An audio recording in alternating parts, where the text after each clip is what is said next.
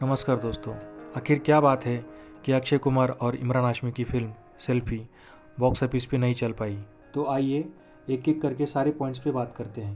पहला पॉइंट है कि फिल्म की हाइप ही नहीं बनी और ये शायद फिल्म 24 तारीख को रिलीज हुई थी और उसकी प्री बुकिंग 21 तारीख को शुरू हुई थी, जिसके कारण बॉक्स ऑफिस के कलेक्शन पे असर पड़ा। ऐसा कहना है मनोज देसाई का, जो एक एग्जीक्यूटिव प्रोड्यूसर है। फिल्म की हाइप ना बढ़ने का और एक कारण था उसका म्यूजिक, उसके गाने। और फिल्म का एक भी गाना किसी को याद नहीं है सिवाय टाइटल ट्रैक के, जो ऑलरेडी एक रीमेक है। मतलब फिल्म भी रीमेक थी और गाना भी रीमेक था। कुछ लोगों का ये भी कहना है कि फिल्म के सारे गाने पंजाबी में होने के कारण किसी को लिरिक्स समझ में नहीं आए। शायद ये भी एक रीज़न है कि गाने नहीं चल पाए, जिससे फिल्म की हाइप नहीं बढ़ पाई। अगला कारण यह है कि इन दिनों अक्षय कुमार की इमेज निगेटिव बनती जा रही है। उसका कारण है उनका खुद का कन्फेशन, जो उन्होंने फिल्म में भी दिया है और वो रियल लाइफ में भी कहते हैं कि वो किस तरह वो साल में 4 फिल्में और कई सारे शोज करते हैं। इस वजह से लोगों को लगता है कि वो फिल्म को और उनके कैरेक्टर को वो पूरी तरीके से न्याय नहीं दे पाते। अगला कारण यह है, कुछ वक्त से बॉलीवुड की फिल्मों को साउथ की फिल्मों से कंपेयर किया जा रहा है। ये भी एक कारण है कि फिल्म अगर थोड़ी बहुत भी अच्छी हो तब भी वो चल नहीं पाती, क्योंकि उसे कंपेयर किया जाता है साउथ की फिल्मों से। और जबकि सेल्फी ऑलरेडी एक साउथ की रीमेक है, तब तो और भी ज़्यादा कंपेयर किया जाता है। ऑडियंस को ये भी लगता है कि बॉलीवुड क्यों नहीं ओरिजिनल फिल्में बनाता, रीमेक बनाने की क्या ज़रूरत है, जबकि उसका हिंदी डब अवेलेबल होता है। अगला पॉइंट ये है कि अगर सेल्फी फिल्म OTT पे रिलीज़ होती तो क्या होता। फिल्म का ट्रेलर देख के ही आपको पता चल जाएगा कि प्रोडक्शन कैसा है। कुछ वक्त से लोग थिएटर में सिर्फ उन फिल्मों को देखने जाते हैं जो थिएट्रिकल एक्सपीरियंस दे पाए, और शायद सेल्फी एक थिएट्रिकल एक्सपीरियंस वाली फिल्म नहीं है। फिल्म का प्रोडक्शन और थिएट्रिकल एक्सपीरियंस भी एक कारण है कि फिल्म बॉक्स ऑफिस पे अच्छी कमाई नहीं कर पा रही है। फिल्म को देखते दौरान वीडियो और ऑडियो की सिंकिंग का एक इशू मुझे दिखाई दिया, शायद वो आपको भी दिखाई दिया होगा। जब ओम प्रकाश और उसका बेटा फिल्म लेके घर आते हैं, विजय के फिल्म के गाने पे डांस कर रहे थे और ऐसा लग रहा था कि गाना कुछ और चल रहा है और गाने के स्टेप्स कुछ और चल रहे हैं। शायद उन्होंने एडिटिंग में सॉन्ग चेंज कर दिया होगा, जिस वजह से म्यूजिक और स्टेप सिंक नहीं कर रहे थे। और भी चीज़ें हैं, लेकिन सबसे इम्पोर्टेंट और लास्ट पार्ट है, जो है स्टोरी स्क्रिप्ट। स्टोरी में कॉन्फ्लिक्ट एंड इंसाइटिंग इंसिडेंट होने की ज़्यादा ज़रूरत थी। जो भी इंसाइटिंग एंड कॉन्फ्लिक्ट थे वो बहुत वीक थे। जब विजय कुमार ड्राइविंग लाइसेंस लेने के लिए RTO ऑफिस जाता है और वहाँ मीडिया को देख के ओम प्रकाश की उसके बेटे के सामने बेइज्जती करता है और यहाँ कहानी टर्न लेती है।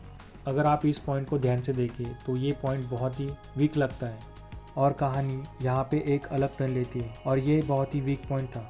ओम प्रकाश ये सब होने के बाद विजय के पास जाके उसे सब कुछ एक्सप्लेन करके कहानी वहीं पे ख़त्म कर सकते थे। इस सीन को स्ट्रॉन्ग करने के लिए विजय और ड्राइविंग लाइसेंस के बीच के कनेक्शन को बिल्डअप देना चाहिए था। फिल्म के स्टार्टिंग में विजय एक रोड सेफ्टी के ऐड में दिखाई देना चाहिए था, जिसमें ऑडियंस ये देखती कि किस तरह से वो लोगों के लिए एक रोल मॉडल है रोड सेफ्टी को लेकर, जहाँ पे लोग विजय को एक रोल मॉडल की तरह देखते रोड सेफ्टी को लेकर। और उसके बाद वो जब ड्राइविंग लाइसेंस को लेने जाता है तब वो चाहता है कि मीडिया को ये बात पता ना चले कि वो बिना लाइसेंस की कार चलाता है, और उसे पता था कि उसकी एक इमेज है जो वो टूटने नहीं देना चाहता था। अगर डायरेक्टर इस पॉइंट पे जोर देते तो ऑडियंस को विजय का गुस्सा होना जायज़ लगता। बेसिकली ड्राइविंग लाइसेंस विजय के पास ना होना कितनी बड़ी चीज़ है, ये ऑडियंस को दिखाने की ज़रूरत थी।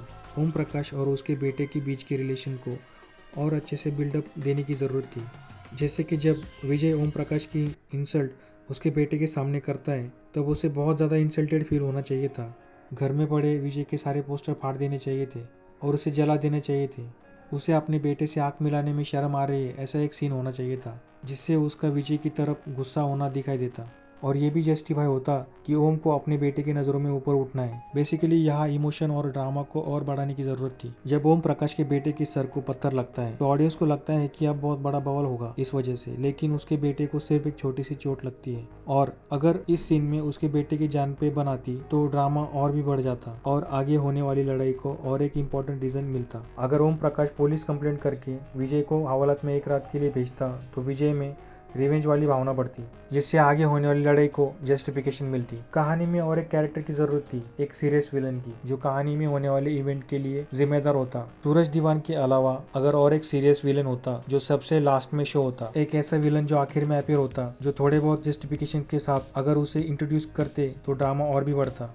जैसे कि वो और एक बार ओम प्रकाश पे हमला करता और पैसे देके मीडिया को थोड़ा बहुत मैनिपुलेट करता। जब क्लाइमैक्स में विजय ओम प्रकाश को भीड़ में से बचा के लेके जाता है तब विलन के कुछ आदमी विजय की गाड़ी पे हमला करते हैं और वहाँ पे ओम प्रकाश विजय को बचाता है और दोनों मिलकर विलन के आदमियों को धोते हैं। वो विलन कोई भी हो सकता था, जैसे कि विजय का कोई पुराना दुश्मन जो विजय पे पहले भी हमला कर चुका है, या फिर ओम प्रकाश का कोई दुश्मन हो सकता था। लेकिन एक सीरियस विलन की जरूरत थी जिससे ड्रामा और भी बढ़ता। आप कमेंट सेक्शन में बताएं कि वो विलन कौन होना चाहिए था और उसकी क्या बैक स्टोरी होनी चाहिए थी। एक अच्छी कहानी होने के बाद भी एक अच्छी कहानी, एक अच्छी फिल्म बन पाए, ये बहुत मुश्किल होता है। अगर हम लेटेस्ट एग्जांपल देखें जैसे कि दृश्यम एक साउथ की रीमेक थी, फिर भी वो एक क्लासिक बन गई।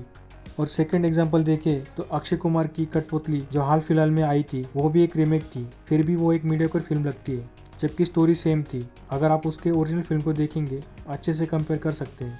ये सारा खेल प्रेजेंटेशन का है, जिसके लिए एक अच्छा स्क्रीन प्ले और एक अच्छे डायरेक्टर की ज़रूरत होती है। आपको क्या लगता है और क्या ठीक करते तो सेल्फी बॉक्स ऑफिस पे चलती?